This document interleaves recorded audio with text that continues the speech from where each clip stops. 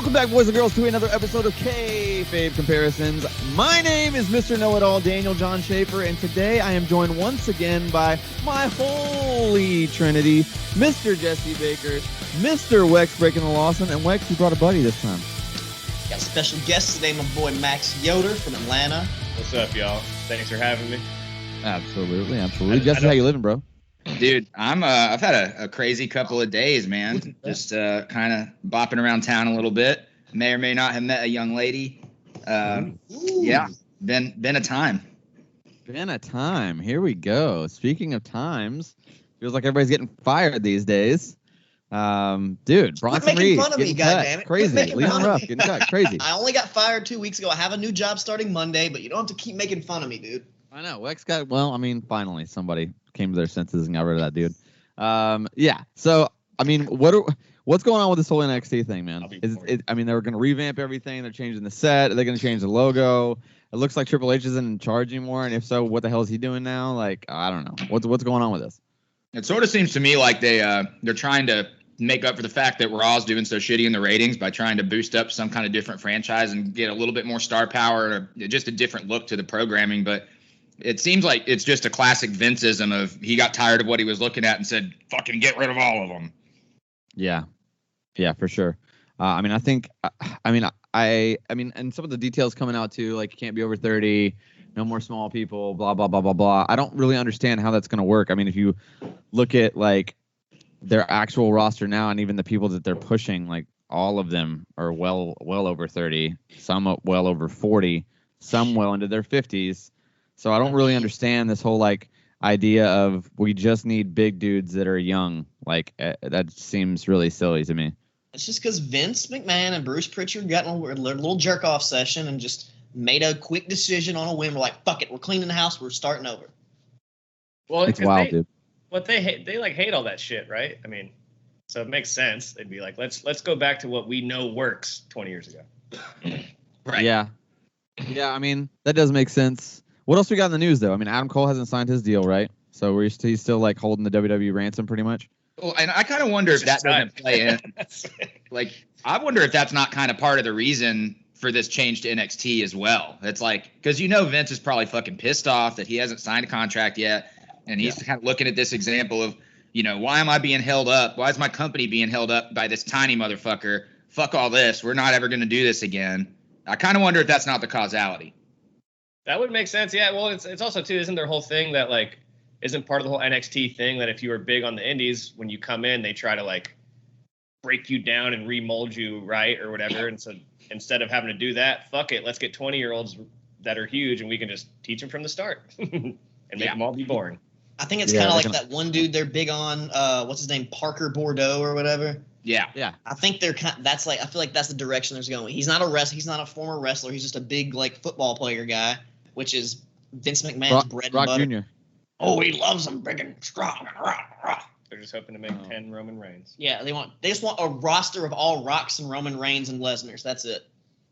Yeah, I mean, I don't know. That might not be the worst thing for them if it's in particular, but let's get to the show, boys. We got two classic shit show train wrecks of shows for the most part. It's WCW Hog Wild 1996 versus TNA's Hard Justice from 2006. So we're gonna, I guess, do the 25-year one first, right? Let's hop into 1996. Dude, like called the Wayback Machine on here? Is that yes, the Wayback Machine. Yeah. Is that trademarked? I don't know. Yeah, hop in the Wayback Machine, whatever you want to call it, whatever. It's like dude, the intro package for this whole thing was super 90s. Shivani on like doing his best narration voice was fantastic, and just the attire. Yeah. From Tony Schiavone, Dusty Rhodes, and Bobby the Brain Heenan, top notch. Jesse, what do you think about this intro? I mean, that my favorite part of the whole show. It set the tone for the entire show. Just seeing how these dickheads were dressed, it's the most ridiculous looking shit that I've ever seen. And then like you got Dusty coming out with like mispronouncing words right from the jump, and which is just classic and very, very, very clearly intoxicated Bobby Heenan. Yes. Yes. And it got worse and worse as the night went on, naturally, as it always does. And it was heavily enjoyable. Wex, what did you think about this open? Yeah, it was fucking fantastic. I I mean, honestly, the production and kind of like the location and the aesthetic was cool because you don't really see that. Never really seen a show like that before or after with all the bikers and everything. So that was cool. But yeah, dude, that gear was fucking heinous. Like the cut off shorts and the cowboy boots. He was fucking rocking it hard. Shivani's fake tattoo was a touch too. Yes.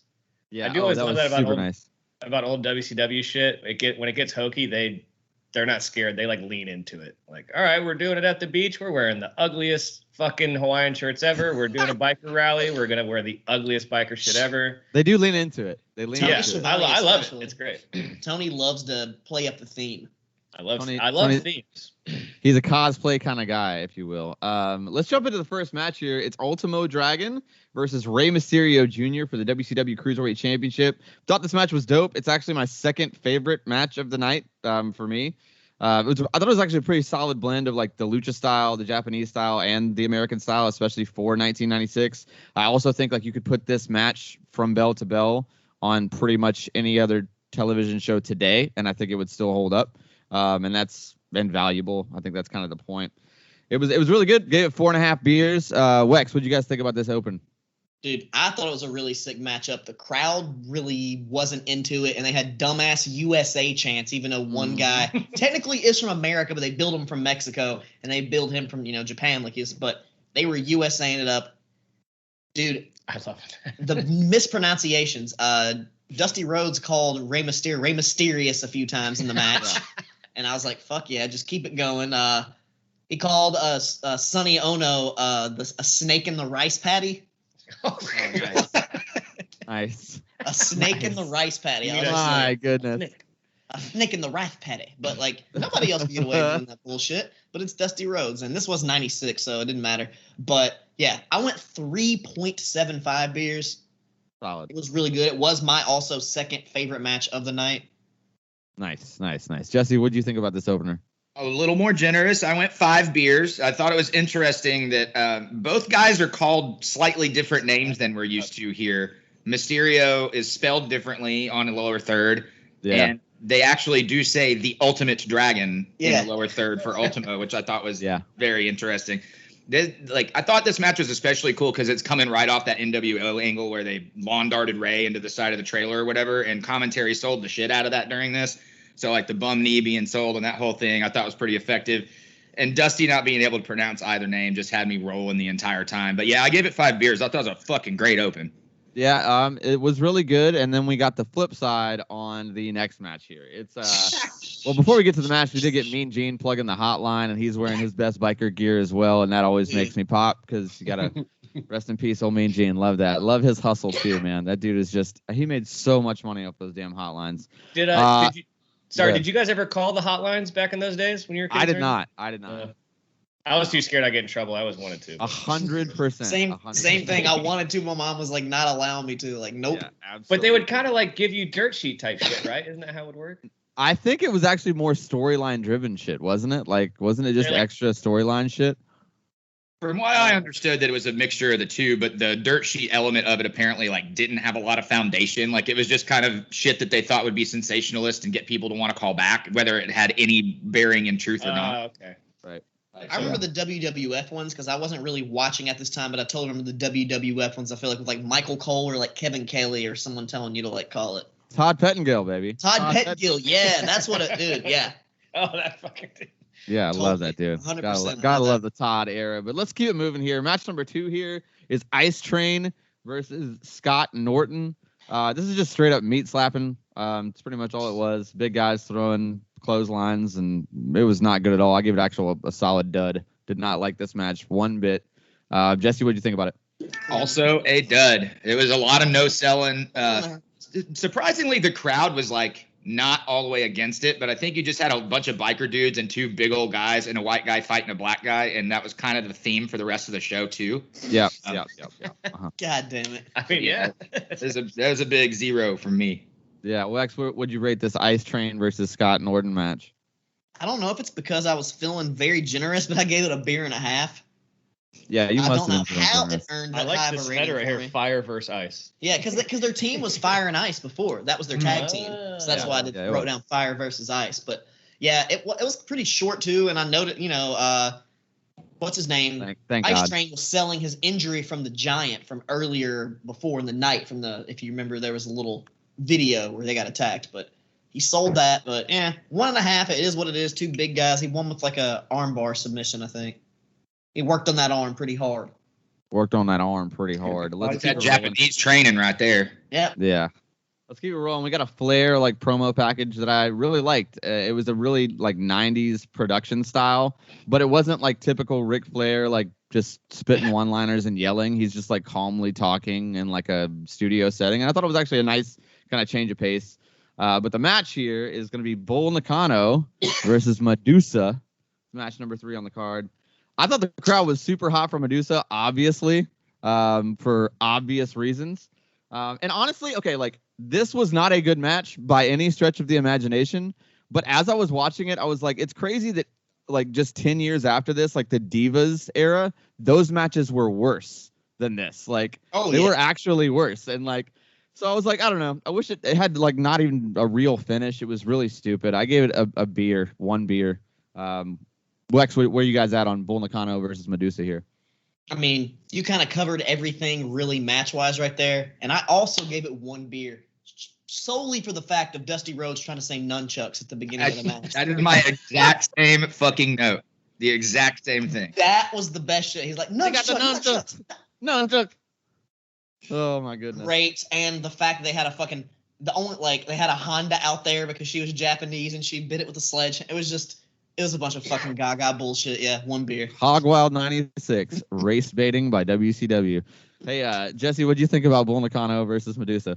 I mean, the thing is, WCW actually had a pretty decent, albeit small, women's division during the mid-'90s. I mean, Medusa, you can't argue with her ability to work. It's not necessarily on display here, but she's great. Bull Nakano's fucking great. You had Akira Hokuto at the time, who was fucking incredible. Like, they were pretty ahead of their time when it came to the women's division thing. This match, yes, straight up gaga, but that crowd was so hot. Ready for Medusa in her fucking star-spangled gear running out there with the 2 biggest guns on the show. And hey, now that was they were there for it. But my note literally was 1 beer strictly for nunchucks. Dude, I love that. And I noticed in this match, was she one of the first people to really be doing the sling blade a lot? I never really saw it before. And she did the classic the same Rollins and Balor, they do the sling blade. It's like the double down or whatever. They did the sling blades. Yeah. And she was the first. Hers don't look as good as those guys, obviously, because they're fucking Seth Rollins and Finn Balor. Well, I mean, she's a little top heavy. Let's keep it rolling here.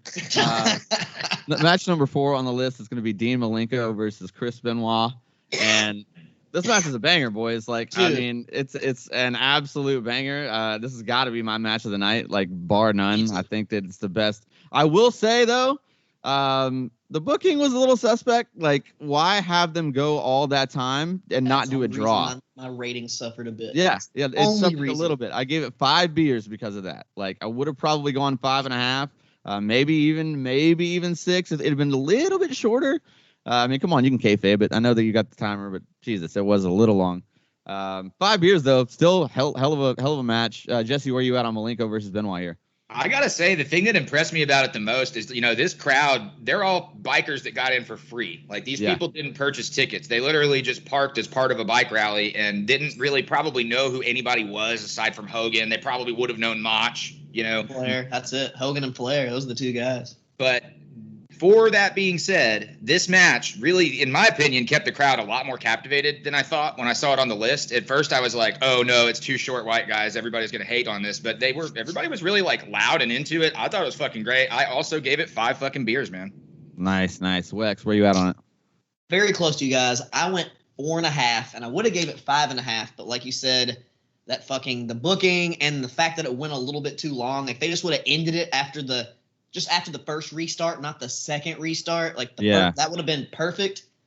And just like when I was listening to the What Happened When podcast, shout out to them, getting some more info on this fucking thing. Like, the crowd there was just like, it's like if it would have been any other crowd, like, because actually Dave Meltzer in the Observer wrote about this match saying if it would have been, this is like high quality American wrestling for the time. If it would have been any other crowd, they would have went absolutely more nuts for it. But it's just the fact that Jesse said it's random fucking bikers pulling up to watch some guys wrestle, but fantastic. Benoit, is his career made on like multiple fall matches? Like how many Benoit matches have we reviewed on this goddamn podcast where it's at least 2 to 3 falls? Yeah, I agree. Yeah. He's the man. He's the Iron Man. Rest in peace before the last 10 minutes of his life. Peace. Yeah. Yeah. Okay. So, well, let's not wait a couple days. Let's just keep rolling here. It's Steiner Brothers versus Harlem Heat.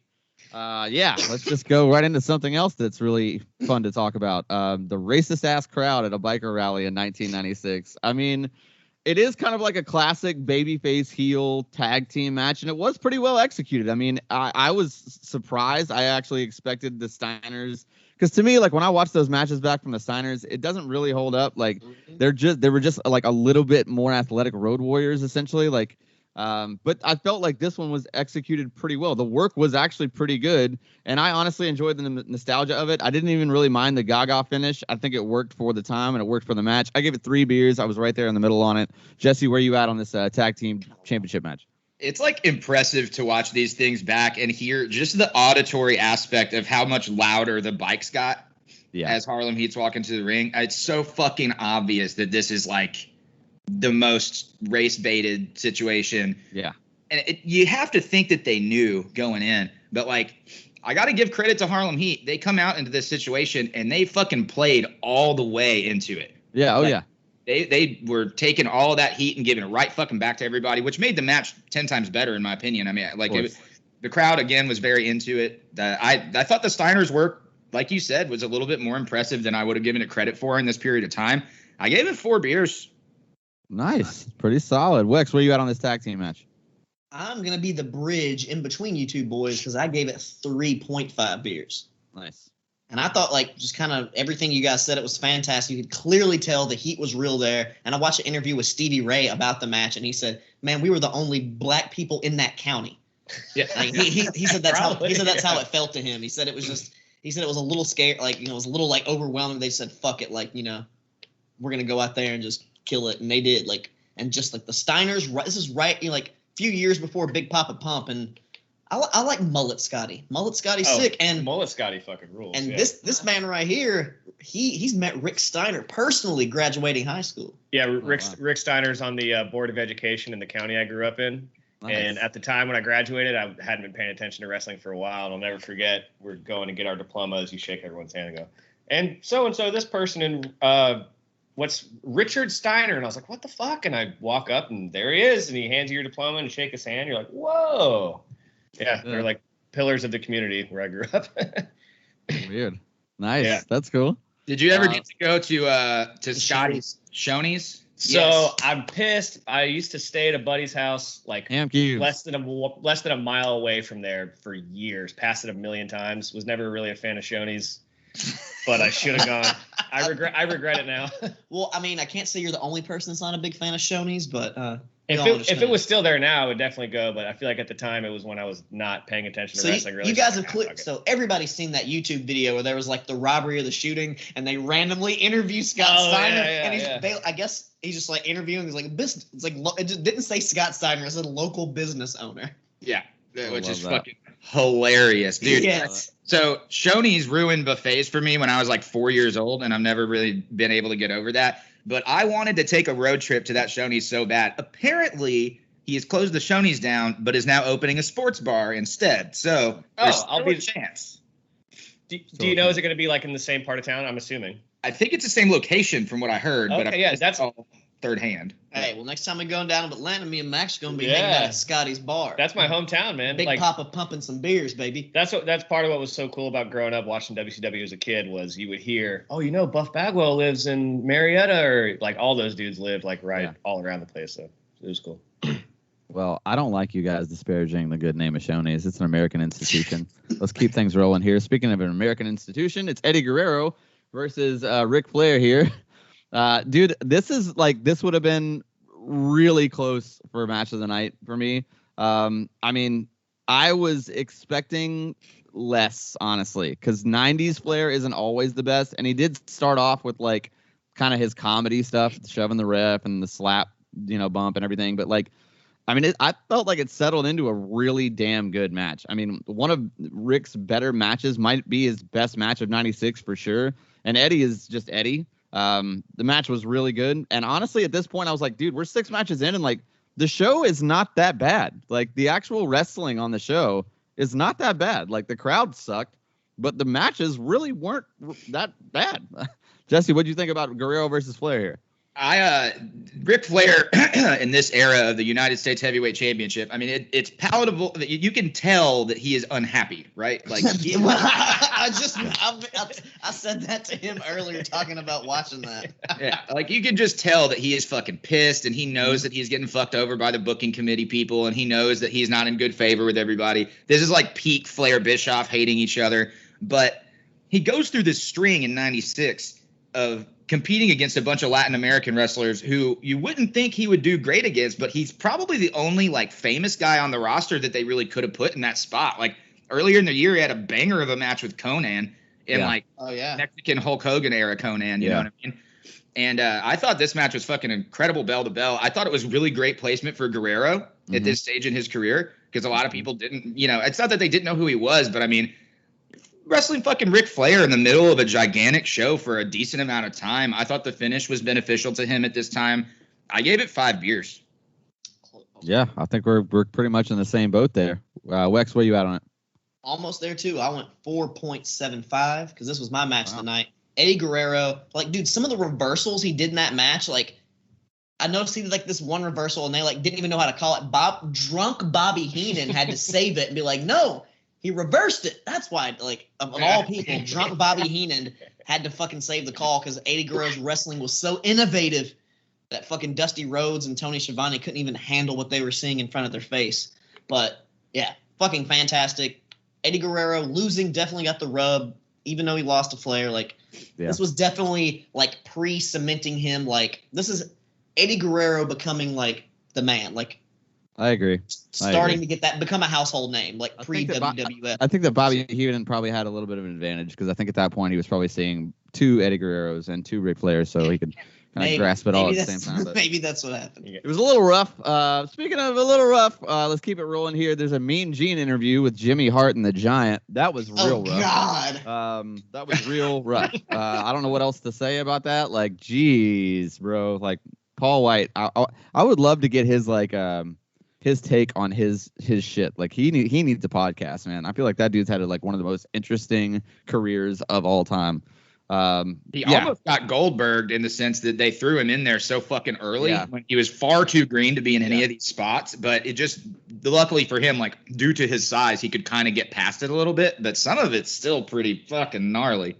Gnarly. He's been pretty open though, hasn't he, about like agreeing that like, I got shoved into that shit and people were feeding me the wrong similar, like you said with Goldberg. Like he's been pretty open about that situation, which is cool. The world needs it. The world needs a tell-all from Big Show. We need Conrad to get on that. I feel like that would be dope. Yeah. Let's keep it rolling here. The match here is the Outsiders versus Lex Luger and Sting. And call me crazy, but I kind of liked the match. I mean, it's all nostalgia, but I didn't care. I liked it a lot. I thought the crowd was super hot for it. The sun was kind of finally down. It was a slow build. And I thought it was pretty good. I mean, Nash and Hall get worse, both of them, as time goes on. But like, I mean, but seriously, like I felt like they were really, this is the very beginning of the NWO. And I felt like there's easily the most star power in this match. You know what I mean? Like all 4 guys are at least, pretty close to household names at this point. And the finish was kind of the beginning of the heel Nick Patrick era, which I kind of liked that storyline too. So I'm good with it. And you know what, dude? At this point, I'm going to say it again. Like Road Wild 96 is a much better wrestling show than I gave it credit for, just because of how like it's historically known as a shitty crowd. But the show is, like the match is super good, man. 3.5 beers from me. I was into it. Wex, where you at? The Outsiders versus Lex Luger and Sting. I don't know if we have that synergy. That's literally the exact same rating that I had. 3.5 beers for that one. It was fucking sick. Like, I mean, I don't want to just reiterate the same shit that you just spat off, but yeah, it was fucking solid. Good job, son. Jesse, what'd you think about it? I got to say this for this match, too. You got to keep in perspective here. Lex Luger's big, like, debut on the first episode of Nitro when he pulled the whole WWF right into WCW thing was the September before this. Yeah. Oh, only a year. Yeah. So if you put that in perspective, like barely a year. And then in that same time, we've already acquiesced into this NWO era. Like he could have been the fourth man. And yeah, right. That would have been fucking awful. But yeah, like, it would have been awful. I agree.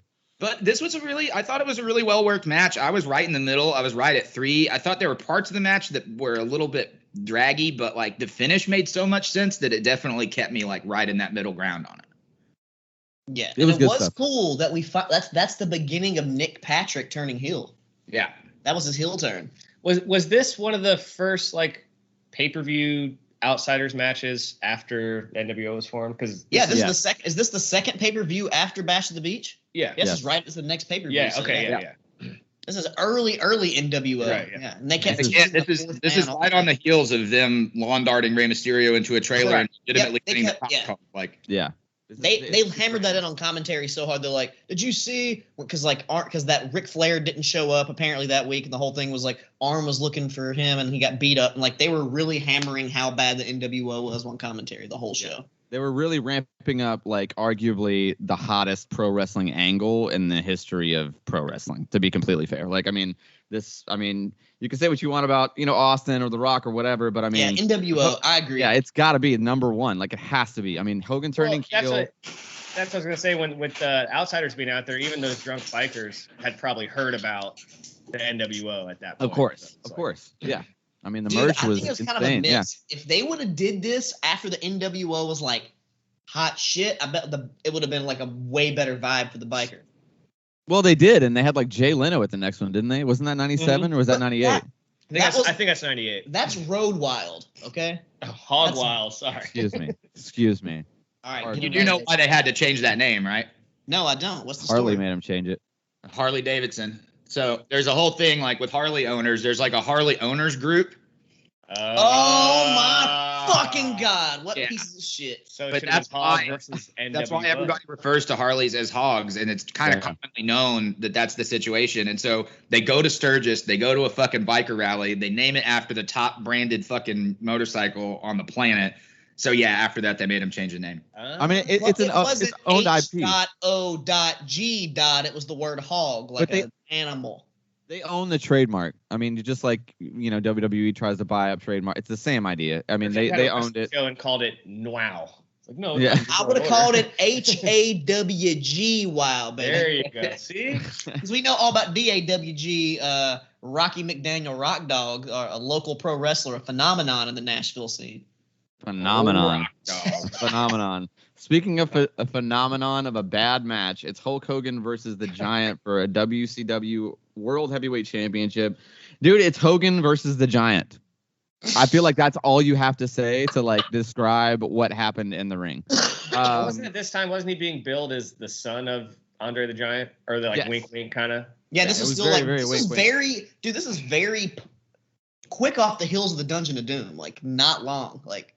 Dude, and at this point too, Bobby Heenan is shithouse drunk. I mean, it's not. There's no hiding it. Like he is just. I mean, at that point, like I would legit wasn't even like watching because I was like, come on. There's only so many back breaks you can watch. But like Bobby was just. I mean, I was losing my mind. It was so funny. Because it's like he's trying to be like. I feel like Shivani scolded him like 5 or 6 times for going against like. That. He just like. I think Gabby's like, no, he didn't get him. Now stop. Just stop it. Yeah. Giovanni and Dusty both had to shut Heenan down so many fucking times in the last half of this show. And I mean, Heenan sort of leans into it at some point. He's like, he got him. No, he didn't. He got him. No, he didn't. Yeah. Pulling events straight up. And did you know Tony Schiavone actually was like a producer at the time? So he was Bobby Heenan's boss at the moment. So think about that. He's just sitting here like, God damn it, Bobby. Like, get your shit together. Yeah, and did you notice Bobby Heenan had a water bottle, right? Yeah. Yeah. Well, I was listening to that podcast. Dusty was like, hey, that's not water. A private party. This ain't water. Some of Jimmy's water kind of gets you fucking drunk. Yeah. The good kind of water. That's what Bobby was drinking all night.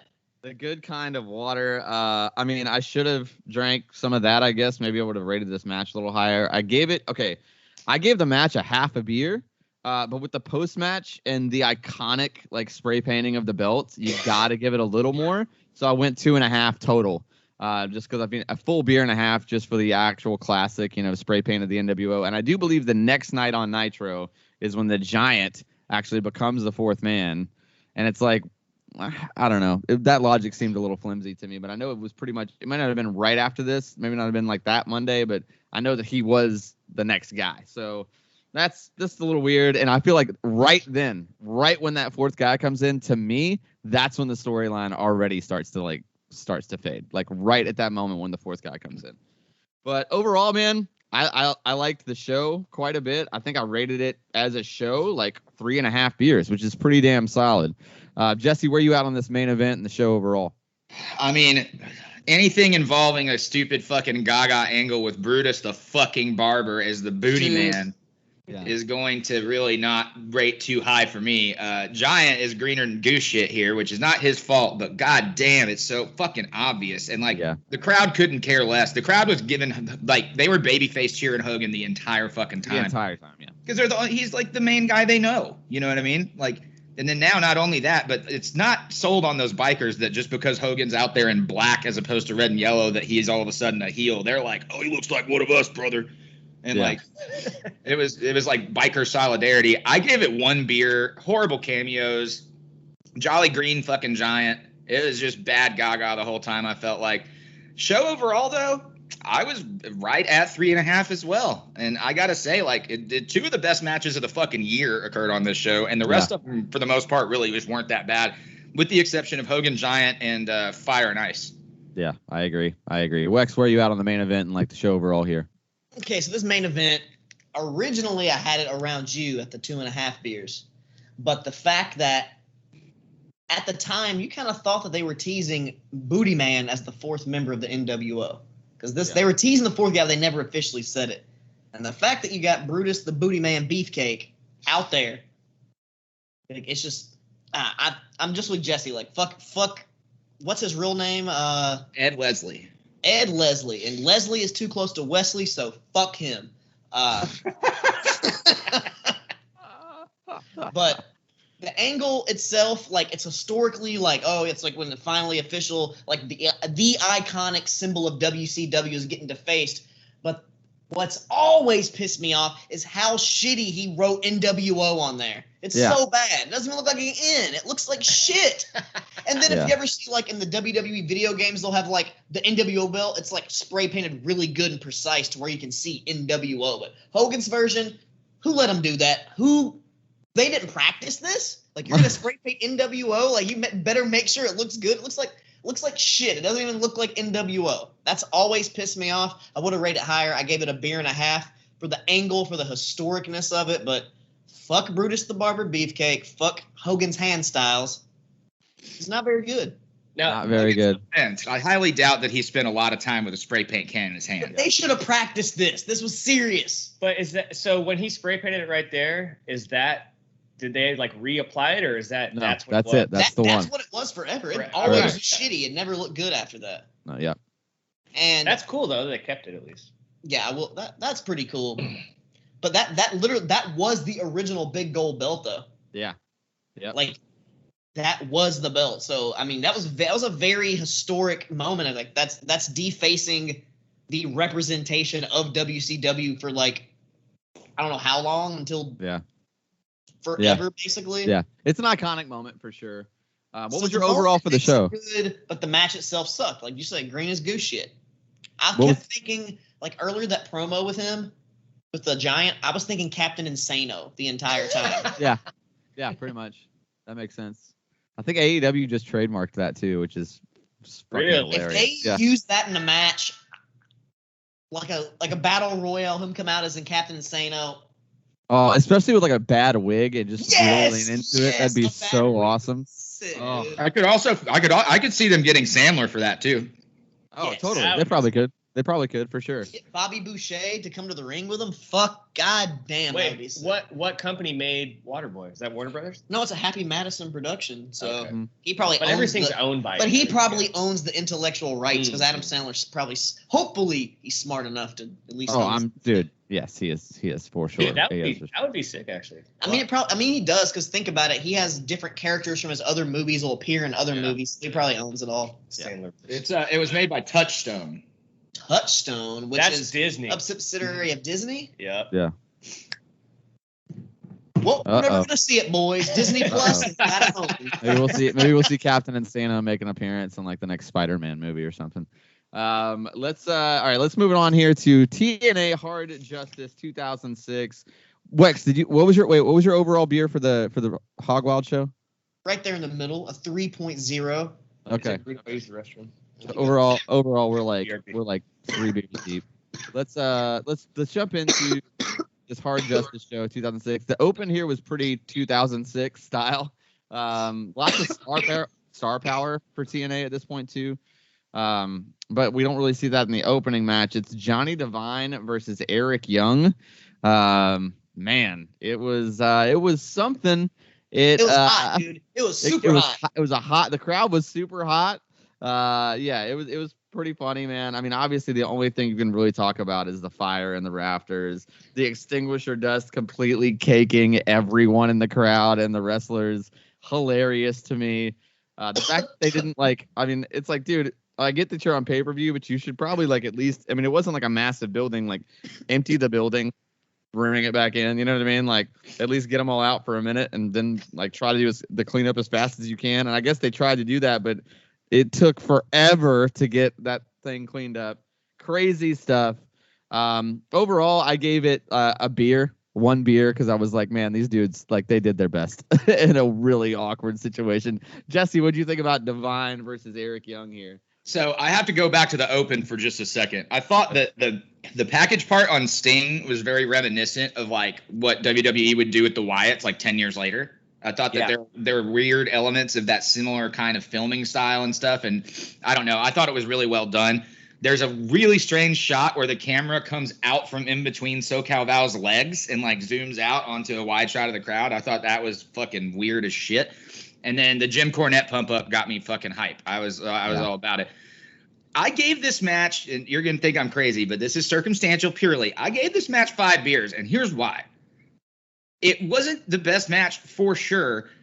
Eric Young is on his best No Way Jose style fucking shit with the crowd. The crowd was all the fuck about Eric Young here. They were really behind it even before any of the crazy shit happened. When something like that goes on, I don't understand how the fuck you keep working. And they really didn't let it affect him. They kept going. There were a couple of acknowledgement points or whatever, but that was really it. And they continued on with the fucking homeless looking Earl Hebner angle coming out to attack Slick Johnson after the match. They just kept going and didn't miss a beat. And I got to say, that's fucking impressive. I don't know how many other talent are going to be in the middle of a fucking literal fire and all this extinguisher shit and the amount of dust that was in that room and just continue to work without missing a beat. I thought it was great. That's who even is Johnny Devine? Did he ever have an actual career after this? No, he was just a Team Canada guy. And then when they split, he did this Alex Shelley gimmick for a little while and then he fucking disappeared. Wex, what did you think about this opening match? Well, I gave him credit because of the circumstances, but I wasn't as generous as Jesse. I went 2.5 beers on this one.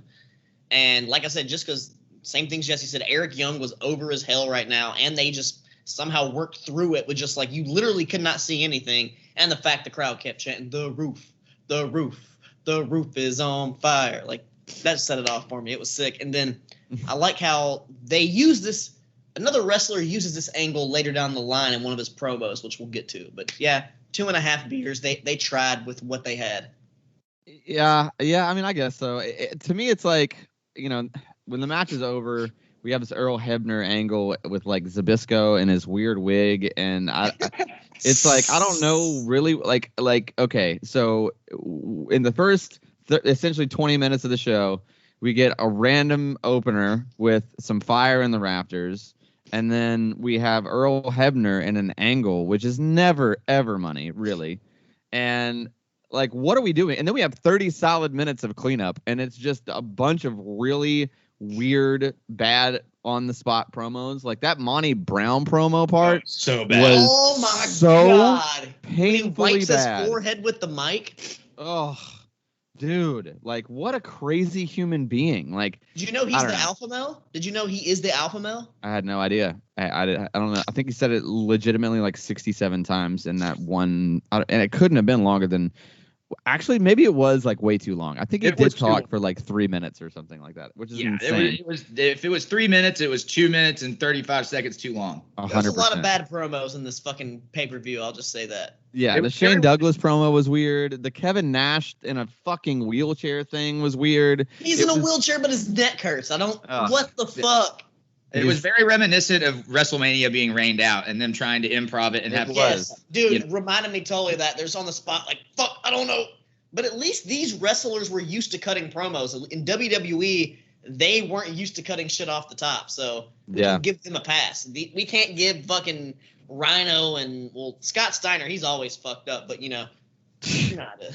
There are three things about that entire pause that really stood out to me. One, this whole fucking time-killing pause that's just incredibly long, we have to keep in mind this is on the rebroadcast. Why wouldn't you cut that out from on demand? Like, why? You don't need to live through that moment again. Yeah. Two, Don West is like selling to the crowd on the camera as though they didn't buy a pay-per-view. Like, stay with us. We got, it's like, what the, like, if they bought it, they bought it.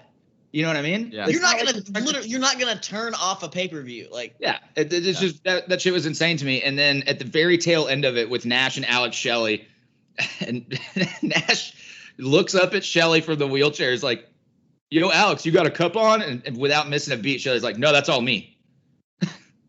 I love that. I love that. Shit was fucking hilarious. It's nice. It's nice because you could tell that like Nash was trying to like put him in a dig situation, like just to try to like just poke fun at it or to rib him or whatever. And he just didn't miss a beat, and he was like, nope, all natural, baby. Yeah, love it. I love that. But the match here is Chris Sabin versus Alex Shelley. This is well before the Motor City Machine Guns, but okay, listen, I like both these guys a lot, but I felt like the match dragged quite a bit. Like I felt like someone got in their ear and was like, yo, you guys need to work it like a main event WWE style match. And that's not who these guys were. And that's what it felt like they were trying to do. And it wasn't good. Like it just didn't, I don't think it clicked. Or maybe like they're just not good opponents. Like, cause I don't know if I've seen a whole lot of like Sabin Shelley matches against each other. They're a great tag team for sure. But like, I don't know. It just, the chemistry wasn't there. I was pretty let down, actually. I was kind of hyped to see the match. And it was the whole Kevin Nash angle thing is weird too. It was a complete miss for me. I gave it a beer just because they tried, I guess. I don't know. Wex, what do you think about Sabin versus Shelley here? I thought it was a pretty good match. I don't understand. I mean, there's a few clunky things here and there, but I thought it was solid overall. I gave it 3.5 beers. Wow. And the Kevin Nash angle, I mean, it's kind of, whatever. But, I mean, the match itself, like those two, I thought they did some pretty sick shit. Wow. It wasn't enough for me, man. Jesse, where you at on it? I felt like there was some slop, but I also kind of got the impression that from all their efforts to clean up all that shit, that not everything was really in ring-ready shape like it normally would be. Like, there were some people, like crew members, slipping on the ramp as they were walking out and shit. And so I'm wondering if the ring was, like, how it needed to be. You know what I mean? Sure. But there's that. I thought there was a bunch of innovative maneuvers. I mean, there's just spot calling for days. I thought the bell-to-bell was solid.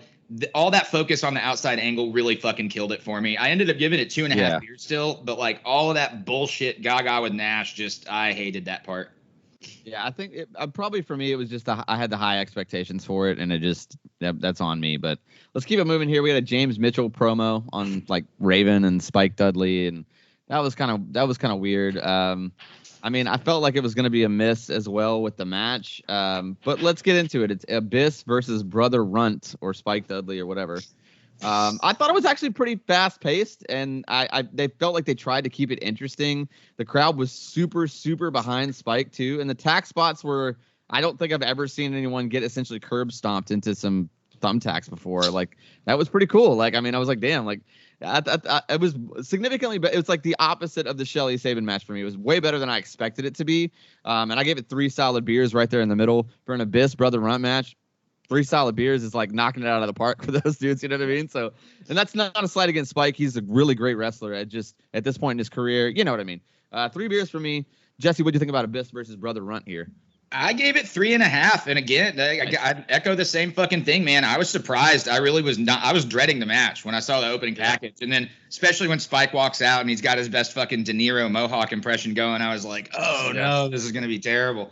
But they did like the classic throw Spike into the crowd ECW spot. Getting to see an acid drop or two never hurts my feelings. I thought it was fucking great overall. The military press into the tax also. Yeah.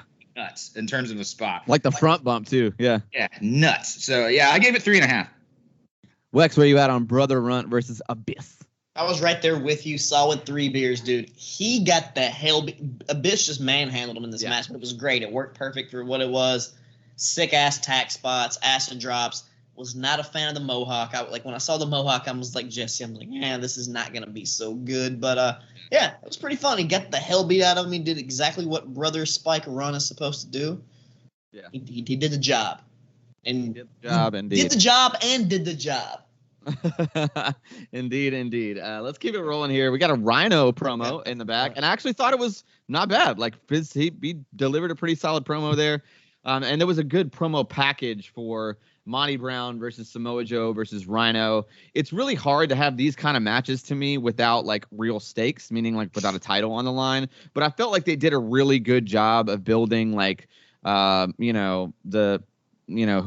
King of the Hill type vibe, like who's the strongest man, who's the guy here, whatever. And I felt like it worked. The package was good. Man, the match here is Monty Brown versus Rhino versus Samoa Joe. And I know we always think about Samoa Joe as being like, one of these, TNA originals, the guy that like helped build TNA, and he certainly did. But dude, like Rhino is a legit OG TNA guy. Like I'm pretty sure he's had more time in TNA than any other company that he's ever worked for, including ECW and WWE. Like, and so it's just something that you don't really notice. Like, that he's always kind of there, but you don't really think off the top of your head, like, oh, Rhino is like a TNA guy. But realistically, the dude had the majority of his career here. I mean, the match was actually the match was really good too, especially the spots between Rhino and Samoa Joe. Monty Brown is still pretty green at the time. I don't think he ever really met his full potential, but there were some cool spots in there for sure. It definitely wasn't bad, but it was a little more big man wrestling, and that's not totally my style. I was still 2.5 beers on it, so almost in the middle. Didn't hate it, but just not my personal style of wrestling that I enjoy. Wex, where are you at on this triple threat here, man? I was actually surprised by how much I enjoyed this match. It was mostly Samoa Joe being Samoa Joe, just doing badass shit. Yeah. I went 3.75. Oh, wow. Okay, cool. And I know that's really high for a match involving Monty Brown, but the other two, Samoa Joe and Rhino, are fucking OG killers. Like they've always been good. They've never I'm sure they've had matches that weren't as good, but they usually always put on a pretty solid match. Yes. Yeah. And we covered some Rhino matches recently, like hardcore matches, like just great shit. Rhino, Samoa Joe, always sick. I love Samoa Joe's fucking suicide dive, like shoulder tackle, because he's so big. Yeah. he's big as hell. It's sick. I really like that. But yeah, 3.75, just a hard hitting big boy match. Jesse, where are you at on Brown, Joe, and Rhino? I really thought that it was amazing how over Joe is with the crowd here. Everybody is like super into pretty much everything that he did, I thought. Obviously, Rhino walked into the company over already, so, he already had that going for him. I thought Monty Brown was going a little bit harder than I anticipated, but also trying to look at the landscape of this. This show is not very long after the second One Night Stand. So this is around the same time that they are relaunching WCW, where Monty Brown would wind up very shortly after this show. Yeah. So it's kind of interesting to look at that landscape in terms of how this match unfolded, because there's a lot of like ECW-esque shit in this three-way. I felt like it was somewhat derivative of that. But there are a couple of moments. I thought that slide in down the ramp by Rudy Charles to try and get that one count was fucking choice. That was like one of my favorite moments of the whole fucking match. But I still only gave it 2 beers. Yeah. I mean, I was 2.5 on it. I think that we're all kind of in the same ballpark. Wex being a little more generous as usual because he's a lush. Let's keep it going. There's a Larry Zbyszko promo in the back with a weird wig on again, and I guess he's in some kind of weird angle with the referees because that's going to draw money. There's going to be a huge blow off between Earl Hebner and Larry Zbyszko. That makes total sense to give it a bunch of time on a pay-per-view. Great job, guys. Really good booking minds there. The match here is Gail Kim versus Sorelda. I'm not really 100% sure who Sorelda was or is. Sorelda. She's clunky as hell, super green. It's really rough when like an amazing worker like Gail Kim can't save it. Like if she can't save it, then you're utter trash. And the match wasn't good. I gave it half a beer because I felt really genuinely bad for Gail Kim because I do think that she's probably top 5 best women's wrestlers of all time. So only got a half a beer from me though. Wex, where are you at on Gail Kim versus Sorelda here? I don't know what happened if I wasn't paying attention. I went to the bathroom, but I don't remember this match. It was really short.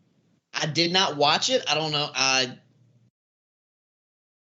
So there you go. Great. I guess it wasn't great job. It wasn't that fucking good. I don't know what happened. It must have literally played while I was like taking a shit or like making some chicken tenders or something. You're doing a great job over there, Wex. We appreciate that valuable $8 content. Chicken tenders, the good kind. Nice. Now we're talking about chicken tenders. Jesse, what'd you think about this match? Man, the crowd was completely dead for this. I felt like the crowd managed to stay hyped throughout the show following that whole fire incident, like pretty effectively, all the way up until this shit show. The botched ass finish, the whole thing was shitty. Why they cut the 4-way tag team match and did not cut this, I will never understand. I gave it a beer just because, benefit of the doubt. But I'll tell you why they cut the other one, because the other match probably had a lot more time on it, and they're like, "Oh, let's stick this bullshit in there real quick." They also probably wanted to get the girls on the show. Yeah. TNA, that's their name, baby. Yeah. None of that was going on with the opponent. That's for fucking sure. Absolutely not. Jesus, Lord in heaven. The next thing on the card here is Scott Steiner with a very bad promo. I'm still gonna call him Loki because his name is fucking Loki. I never thought this thing got over. What is he I thought the X Division promo package was good though, and I was really hyped for the match, and it didn't disappoint. I thought it was a banger. I thought this is probably my match of the night. I think it is my match of the night. Yeah, I'm 4.5 beers deep on this one. It's Petey Williams versus Jay Lethal versus Loki. All 3 guys were super crisp. It was a good flow between all 3 of them. There wasn't too much feeding or one guy laying out, and I very, very much like this. They've managed to do a lot of spots with all 3 guys involved, and that's always difficult to do. Very much like the finish as well. 4.5 beers from me. What do you think about this X Division match, Jesse? Man, looking at this on the actual lineup when I first looked at this show to book it for this podcast, I was like, okay, this is probably going to be the banger. I'm sure this is the match of the night. It has some strong contention with the match to follow, but I gave it 4.5 beers. I thought it was a really great example. Again, 2006 has a lot of highlights for the X Division in TNA and a lot of just really evident reasons why it was such a big deal to so many people. They broke a lot of talent that are still active to this day, including Petey Williams, including Sin Shi, which is what he was called here, which is fucking stupid, and including Jay Lethal. But I thought the match was absolutely fucking great. Also, to harken back to the Scott Steiner promo, I don't know if you saw the shirt that he was wearing for this whole thing. A hard man is good to find. If you got the booty, I got the time. You got to give it to Scott Steiner, dude. Nobody else can pull that shit off. Yes. And I love how he kept putting over his intelligence in that promo and was just saying shit, pronouncing shit wrong the entire time. And using words that don't have anything to do with what he was talking about. Homeo sapiens. Yeah. He said homo. He's fucked that all up. Steinerisms. Yeah, Steinerisms. That's it. Knocking it out of the park, man. What do you think about this one, Wex? This X Division match? Oh, this X Division match, I thought it was a pretty solid banger. I gave it 4 beers. Yeah. It could have been a little bit better, but some of these X Division, you know how there's so much shit going on so fast. Mm-hmm. But the shit they did do was really sick. Some of those double teams, and when Loki was going on this Sin Shin gimmick, why did he have the weakest gear every time? Yeah, I don't know. Just these weird blue pants. And that's not to mention the fact that TNA is what made him famous to begin with. So when everyone already knows you as Loki, and then you leave and change your gimmick and then come back, that doesn't make why it just be Sin Shin in Japan and be Loki in fucking TNA. Yeah, it makes way more sense. But the wackest gear. Remember, he had that just those random white trunks. Yeah. And then he had those, gi with a kick pad. He was wearing these random baggy blue pants. Hey, at least it's not Caval. Yeah. What? That's true. At least it's not Caval, his fucking NXT gimmick. Oh, Caval. Yeah, that was the worst. And he was I think like Lay Cool were his pros. That was rough. Oh, Rest in peace to Sin Shin Loki, whatever the fuck you want to call him's career. Damn. Yeah, didn't he blow? He's killing it in MLW right now. He's an MLW, but I've heard he's hard to work with. I will just say that. Yeah, he's got a reputation for taking liberties in the ring, and that's never good. Nobody wants to work with a guy they can't trust. So let's keep it rolling here, though. We got a great Conan promo in the back, which is, I mean, dude, like, this is the beginning of the kind of LAX run, and it's obviously not the best incarnation of this team. But it's crazy that this gimmick is essentially still working really well today. And it's pretty much because of Conan and his mic skills. And I thought the promo package was really good. The match here, though, it wasn't bad, but I thought that Hernandez was awful. Hernandez just tons of stutter steps, missed a lot of spots. Of course, AJ and Daniels looked great. Homicide looked great as well. But Hernandez really, really put a big dent in the match. I thought it was well booked, though. I mean, it was well worked by the other three guys. Good pacing. The match was good. It just, sub in somebody else instead of Hernandez, and it would have been a significantly better match. I gave it 3.5 beers total, though. Still a pretty solid rating from me. Jesse, what did you think about this tag team match? I got to disagree about your evaluation of the incarnations of LAX. I think that this was the best one. And as much as I love Santana and Ortiz, I always preferred them in their own gimmick. I just really feel as though, like, for me, you say LAX, I think of Homicide and Hernandez with Conan at their side, probably just from this era. I thought the match was fucking great. Hernandez had some shit, like, he was by far the least smooth worker in the ring, but at the same time, his variance of being the big man style to these other three hyper athletically driven workers, I thought worked really well for the match. I gave it 4.5. Wow. All right. Jesse, Wex, what did you think about this tag team match? This one was my match of the night. What?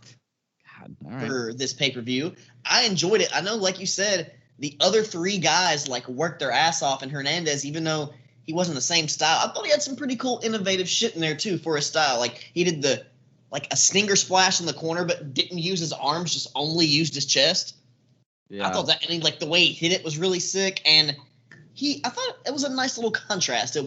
Obviously, if he was a more fluid, smoother worker, I would have rated it even higher, but you can't deny AJ Styles and Christopher Daniels at this point. Like, dude, they are fucking absolutely killing it. And then Homicide is right up there with him. Like, I really enjoyed this match. 4.75. It could have been 5 if Hernandez would have been a little bit smoother. Really, if he just would have been a tad bit smoother. And I don't know. I can't really agree with Jesse on them being the best incarnation, but I will say that incarnation of Homicide and Hernandez and Santana and Ortiz, they're the best two combinations. Yes, they've had some random ones in between that aren't so good, but I would agree with that. Those are the two best. And those had some of the great matches against each other in Impact as like the originals. Like if you ever watched any of that shit. So I mean, there you go. Yeah, that's good stuff for sure. Well, let's keep it rolling here. We got a Christian Cage promo in the back, just ripping old ham cubes apart. I enjoyed that quite a bit. I feel like Christian Cage really, really, totally like annihilated Steiner verbally. Like this was probably one of my favorite TNA Christian Cage promos. And then we got a package for Sting versus Jarrett, and the package was great. Match, not so much. It's Sting versus Jeff Jarrett, NWA World's Heavyweight Championship. Match pretty much sucked. The only good thing about it was kind of the Christian heel turn at the end of the match. I love Jarrett's podcast a lot. I know he's a great guy. He's like done a lot of really cool stuff in the Middle Tennessee area or whatever. But I don't care what anyone says, man. Bell to bell, I just don't think he's ever been great. He's never been my style. I just don't like his actual matches. Not great. Not great. Again, love his podcast. Not a big fan of his bell to bell work. And the match was just way overbooked. Wasn't into it at all. I gave it a half a beer. Jesse, where you at on it? I'm dead in the middle on it because if I'm thinking the 2006 and I'm thinking about the main event pictures that are going on adjacent to TNA, trying not to look at it completely in a vacuum, you got WWE kind of starting the ruthless aggression thing, but really most of it was pretty flat at this point in time. And like, I don't know, Jarrett Sting kind of, especially for the NWA World title before they switched the title over, there's something that like harkened back to my little nostalgic heart, easy for me to say. But I also thought the crowd was into it. I thought it was a well-worked main event. There were too many like ref shenanigans and falsies and stuff like that for me really towards the end of it. But the big thing was that fucking heel turn didn't make any sense at all. Like, or I guess you can't even call it a heel turn, but like Christian's turn on Jarrett made no sense to me. And like, I don't know. It was just sort of weird, but I still gave it 3 beers. Yeah, it wasn't for me at all. Did not enjoy this one at all. Wex, where are you at on this main event? I'm right there with Jesse. I went in the middle, 3 beers, just because there was too much gaga, too much bullshit going on. And, like, it had the potential to be better if they just would have let them work a match. And the whole thing, the ref kicking them out and then them coming back anyways, like, that was bullshit. Like, you know, if you're ejected by the ref, you're not fucking coming back. Where's security? How did Christian get back out there? How did he get the guitar? Who's running the show? Jeff Jarrett's running the show, so obviously we know how that happened. What kind of guitar was it? It was Jeff's guitar. Oh, I know. It may have been worse. What brand? It was a hollowed out, whatever bullshit. Hollowed out Fender. It's a hollowed out. It's a Washburn. Particle board guitar. It's a Washburn. 100% it's a Washburn. The It's only a kind of guitars that are Washburn that explodes on impact, and like, I don't know. I love Mike Tenay on commentary, but like, I know Dom West trying to sell it, but it was just, it could have been a lot better. I have that 1 beer feeling, but I know they tried their best, so I give them that 3 beer rating. Well, for me, I actually believe that in this kayfabe comparison, I'm going to give it to Hog Wild 96. I thought it was a better show overall. I thought that there's more relevance to that show than the Hard Justice show. So for me, for my kayfabe comparison, I'm going to go with Hog Wild. And I would say if you have to pick one match to watch from either one of these shows, for me, it's going to be Ric Flair versus Eddie Guerrero. Jesse, where are you at? Which one for the kayfabe comparison and your overall match of the night? Definitely Hog Wild. I think I'm going to have to go with Malenko Benoit for match of the night, man. That's close. I mean, there are a couple of really great contenders on that show. Flair Guerrero's great. Mysterio Dragon's great. Yeah. It's, I don't know. Yeah, I'm not mad at that. I'm not mad at that pick at all. It makes perfect sense. I mean, Malenko Benoit was great. It's a pretty stacked card. I do kind of have to wonder, like, just for the sake, again, of benefit of the doubt, I have to wonder how much different a card Hard Justice would have wound up being without the fucking flaming trust scenario at the top of the show. But, All right, Wex, where you at, man? Which one wins this kayfabe comparison and your overall match of the night? So for both companies that were working out of the Disney area at the time, I'm going to have to go with the WCW, and not by much. Honestly, if there was no fire and a couple other things, I feel like the other show could have been close. And if we got to go match of the night, like Hog Wild, you got 3 match of the nights. You got the Eddie Guerrero match, the Dean Malenko Benoit match, and Rey Mysterio. Think about that. All like some of the sickest, like, I just said all the sickest names. And then on the TNA show, I would say the X Division match and then that tag match. Just ones you should check out. That's fair for sure. I'm into it. I think Hog Wild is the unanimous winner this week.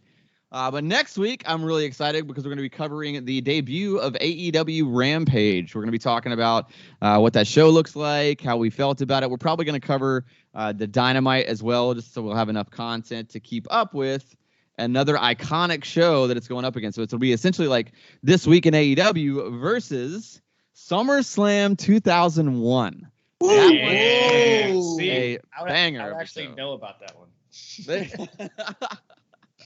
Yeah, man, it's going to be a good one. I'm super hype about it. Jesse, Mr. Booker, man, what do we have to look forward to from SummerSlam 2001, baby? Man, we've done a lot of 2001 deep dives so far this year just because of the commemorative 20-year anniversary of that era of wrestling. We're like hot off the Invasion angle that, was what it was, but there were a lot of really awesome matchups that came out of that. There was a really great feud with RVD and Jeff Hardy that plays out over the course of this year. There's another step here with that one. There's also I gotta say, there's the whole thing where Christian's kind of starting to turn into the obsessed little brother, and sort of you're starting to see the turn with him and Edge and things like that. Fucking great angle. I can't wait to see the debut of Rampage. I'm very curious to see what they do. AEW has really ramped up their production levels, and so all their video packages and stuff leading up to Rampage look like a professional sports company. They look really great. And so far, Dynamite has just been getting better and better every week. So I think we have a lot to look forward to.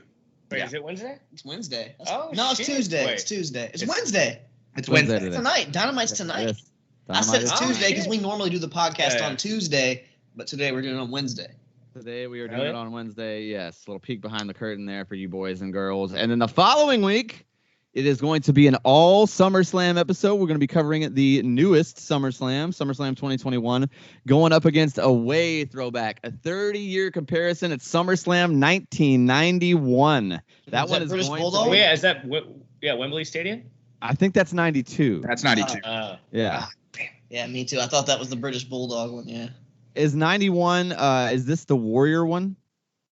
So SummerSlam 1991 is 1991 is a crazy fucking year, if you recall. Yeah. This is the year they had to move Mania. This is the year that the U.S. announced that we were going to war with Kuwait the night of the Royal Rumble event. Full on, Kuwaiti Iraqi sympathizer Sergeant Slaughter. You've got Hogan and the Warrior that are on a tag team in this scenario, and they are going up against Sergeant Slaughter, General Adnan, and Colonel Mustafa in a 3-on-2 handicap match. That's going to be a great match. Yeah, but you've also got like J.J. Dillon, Bobby Heenan, Gene Okerlund, The Undertaker, Jake Roberts, the Legion of Doom, the Nasty Boys. I mean, there's a ton, like Bret Hart and Perfect, which if you guys... Oh, yeah. That's the banger, yeah. That was one of our old, when we were doing some top 5 just unexpected pay-per-view matches and shit, this was one on my list for sure. So it's going to be a very interesting show, and I can't wait to see the difference between 91 and what we're about to see in 2021, where we rehash Goldberg again. Good God. I feel like WWE is just sabotaging themselves right now. It's just like, fuck it. We're just starting over. Let AEW be hot for a while, and we'll just figure something out and have a comeback later, I guess, or not. I mean, what happens if AEW becomes the #1 wrestling company in the world? Period. The way WWE is headed, that would be. Yeah, I'm in. But I mean, like, how I just can't even imagine WWE being #2 for that long. It's just so weird to think about. And think about if a Turner Broadcasting-based wrestling company does it again, because they're the first ones to do it in the first place. Yeah, it's wild, man. Not to mention the fact that maybe we will get a wrestling company with a streaming service that's worth a fuck to navigate if AEW gets back on top.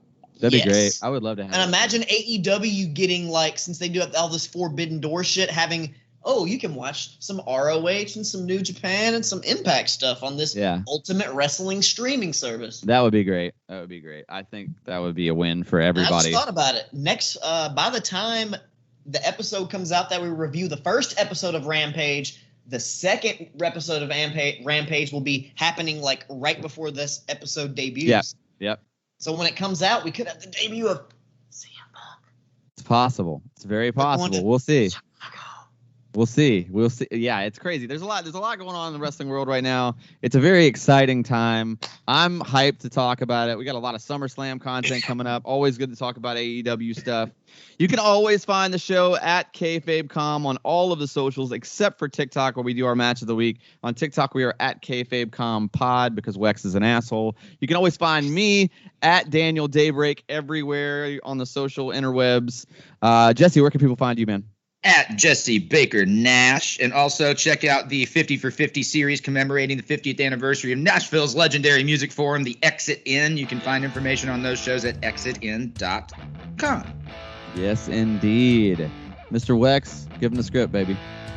Find your boy Wex Breaking the Lawson at Wex Breaking the Lawson on Instagram. It's also that on the YouTube. On Twitter, it's just Wex Breaking the, because I couldn't fit the Lawson. And you can also check out the new page, FU Golf Crew. We're out there hitting the links, playing a little golf. Nice. Skateboarders transitioning to the links, in our spare time. Hitting some nice shots. That's where you'll find me. Yeah, that's where you'll find a little bit of Max over here. Nice. Switching up the board for the clubs every now and then. Max, thanks for jumping in, man. We appreciate it. We've had a good time. Yeah, sorry. I know I was pretty worthless, but next time, if there is a next time, I'll make sure to know more about the content and I can contribute much more. Awesome, dude. Yeah, you're welcome anytime for sure. I had a good time. All right, boys. That's going to do it for us this week. We will see you guys next week. We're out. Peace. Peace.